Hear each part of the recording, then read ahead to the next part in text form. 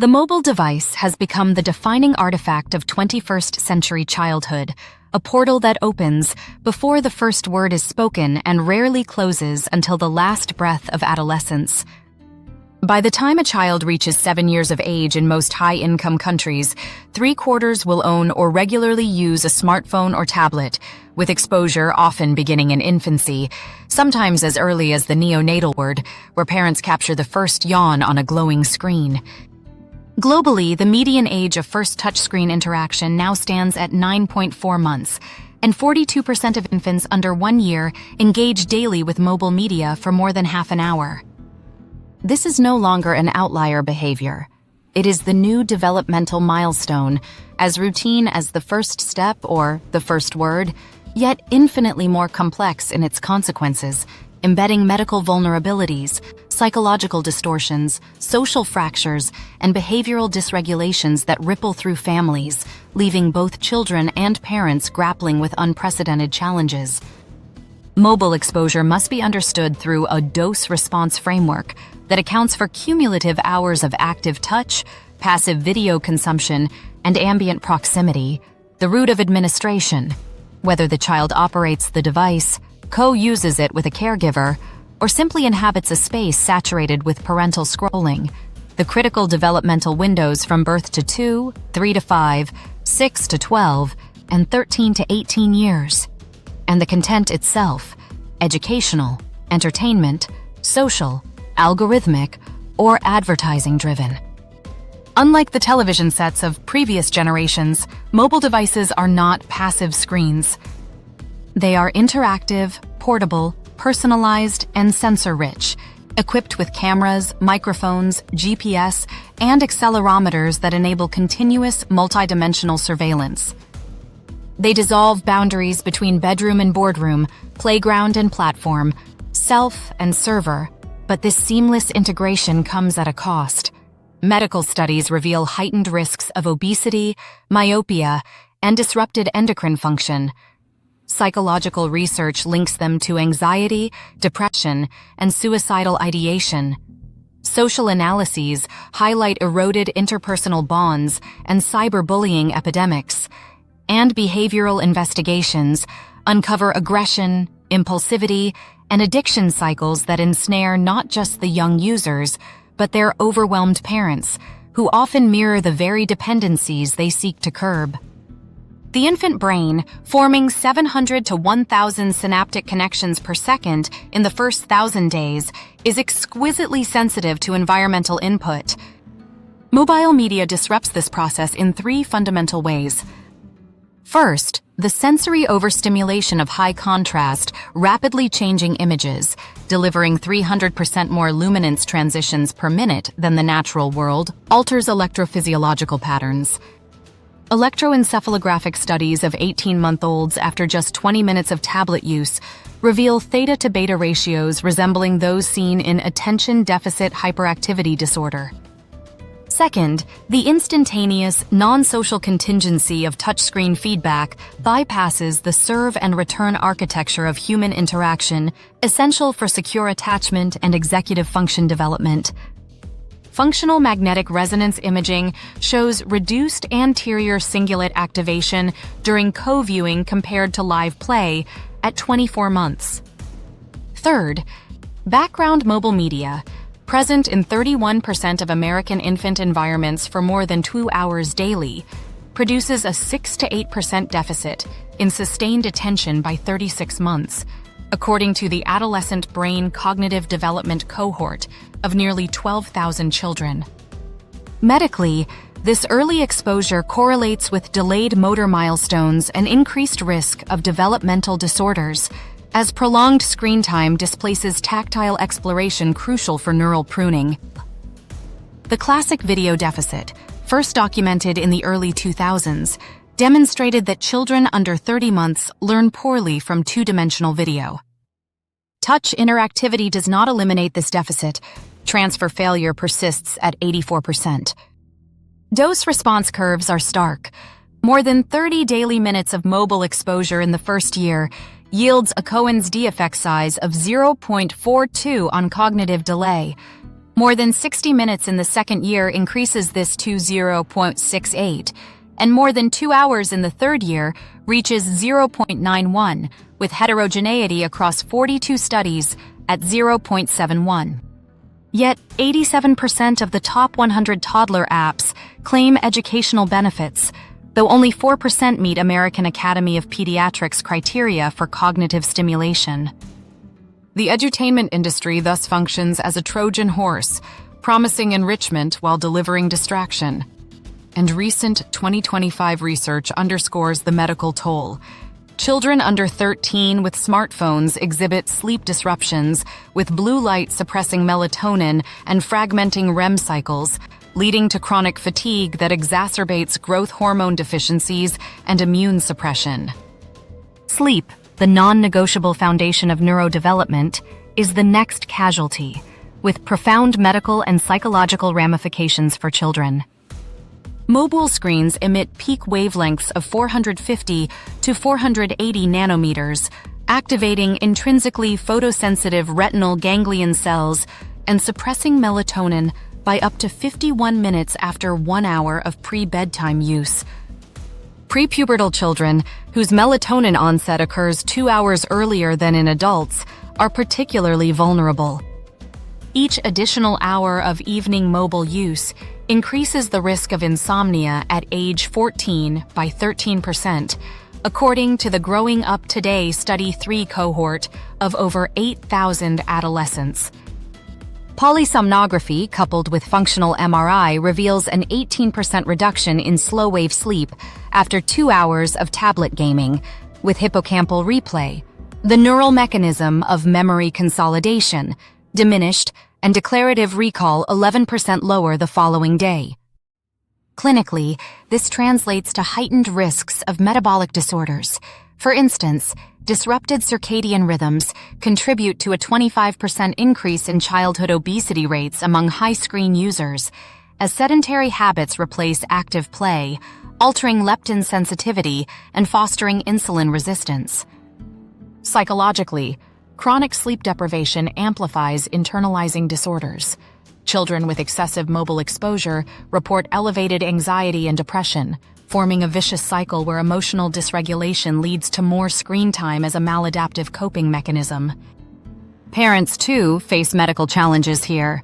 Their own nighttime scrolling models poor sleep hygiene, leading to familial insomnia patterns that strain household dynamics and parental health, with studies showing increased parental cortisol levels from managing children's resultant irritability.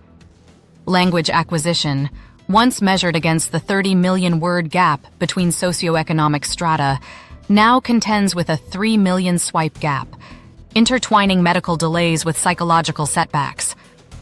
Parent-child verbal exchanges drop by 39 words per hour when a mobile device is in hand, and contingent talk, responsive, dictic, rich in joint attention, falls by 64% during co-viewing compared to book reading. At 18 months, each 30 minutes of daily mobile exposure predicts a 77-word deficit in receptive vocabulary. By 36 months in the Avon longitudinal study of parents and children cohort of over 1,400 families. Grammar and syntax suffer from the false contingency of interactive apps, with over-regularization errors increasing by 22%. The exception is video chat. Synchronous grandparent interactions via Skype or FaceTime add 42 words per month, preserving the relational context that passive content destroys.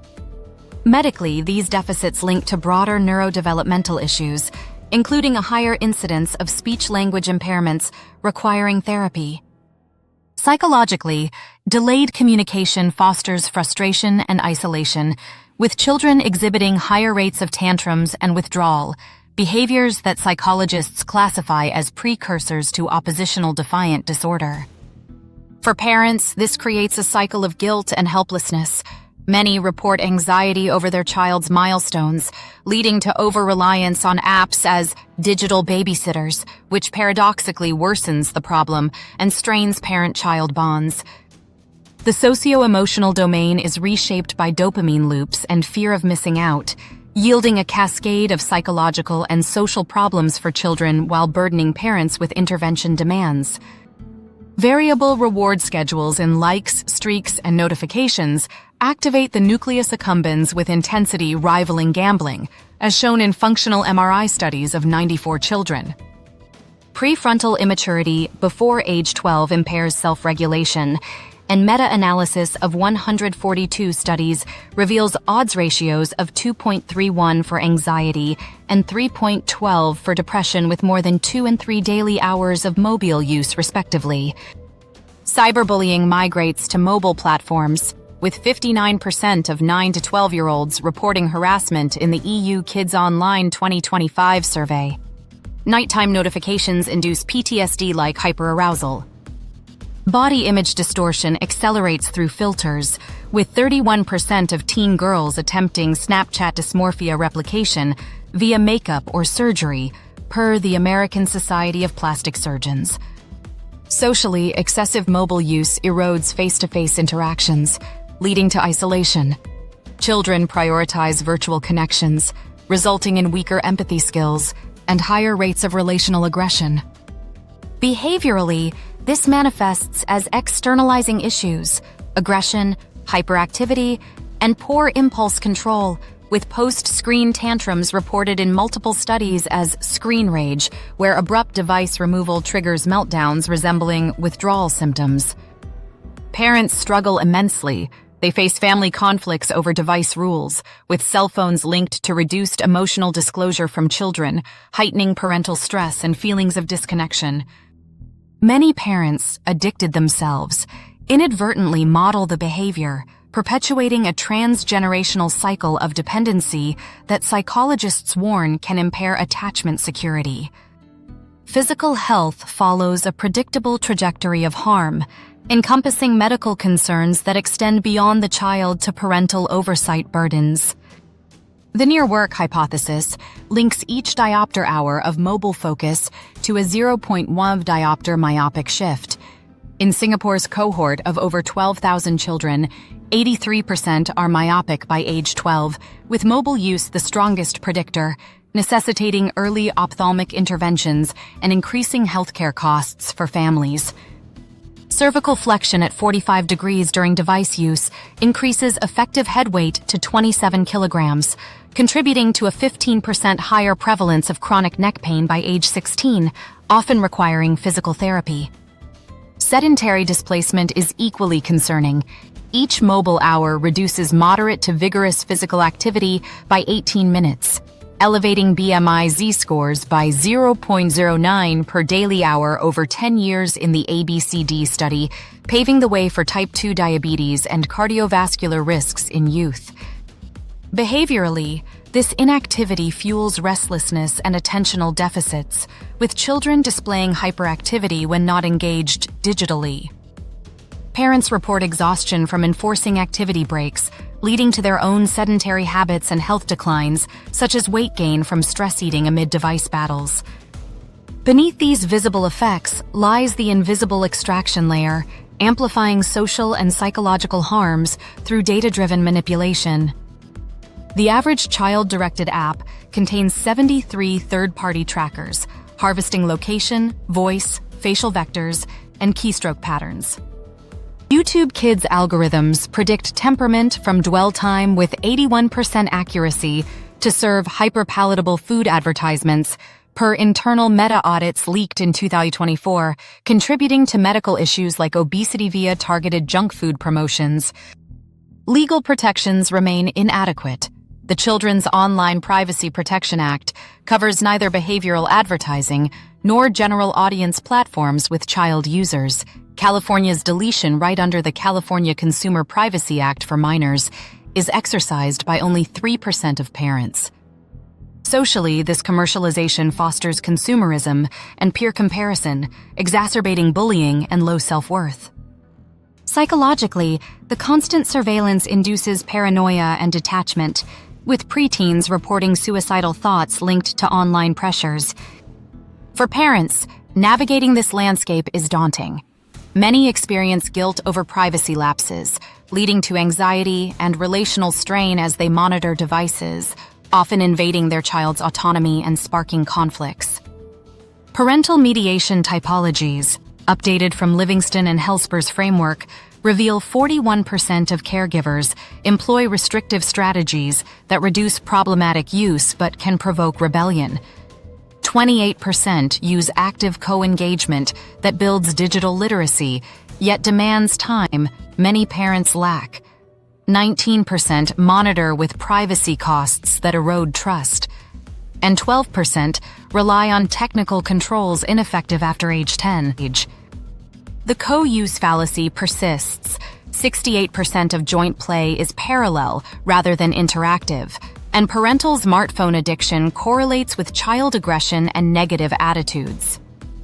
Randomized controlled trials of 6-week Tech Talk curricula demonstrate 42% reductions in bedtime use, but implementation challenges parents who report higher depression from perceived failures. Behaviorally, lack of control predicts addiction, with young children showing withdrawal-like symptoms. Global inequities create two digital childhoods, compounding social problems. High-income settings average one device per 1.2 children. Low- and middle-income countries average 1 per 14, per UNICEF 2025. Educational interventions like Khan Academy in Kenya yield 0.31 standard deviation math gains when paired with teacher training, but without it, transfer fails, widening achievement gaps. In Syrian refugee camps, mobiles serve as lifelines for family contact via WhatsApp, yet increase predator grooming risk fourfold, leading to trauma and behavioral disorders. Parents in these contexts face amplified stress, balancing connectivity benefits against exploitation risks. To synthesize these strands, the Mobile Exposure Risk Index integrates 14 weighted factors: daily dose, weight 0.22, bedtime use, 0.8, content type, 0.15, parental mediation, 0.12, age at onset, 0.10, co-use quality, background exposure, notification frequency, app ecosystem opacity, socioeconomic status, neurodevelopmental vulnerability, sleep hygiene, physical activity displacement, and cumulative data exposure. Scores of 0 to 20 indicate low risk, 21 to 40 moderate, and above 40 high, triggering clinical referral. The Mobile Responsive Parenting Framework operationalizes this through universal screening at well-child visits, selective family media planning for moderate-risk cases, and indicated multidisciplinary intervention for high-risk profiles, addressing medical referrals for myopia or obesity, psychological therapy for anxiety, social skills training for isolation, and behavioral coaching for aggression. The mobile child is not merely a user, but a node in a vast extractive network reshaping brain, body, and identity, while parents navigate a minefield of addiction, guilt, and conflict. Parenting must evolve from reactive restriction to proactive design of the digital ecology, curating content, timing, and context with the same intentionality once reserved for nutrition and sleep. Policymakers must mandate algorithmic transparency, default privacy, and public media literacy curricula. The mobile device is a developmental agent with bidirectional causality.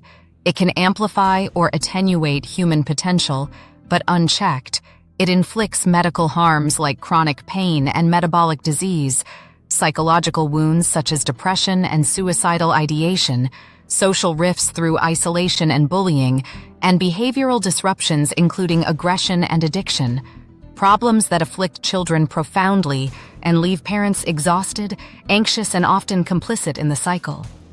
The choice is ours, but the window is closing. The mobile child deserves a childhood, not a data point. The mobile parent deserves support, not solitude.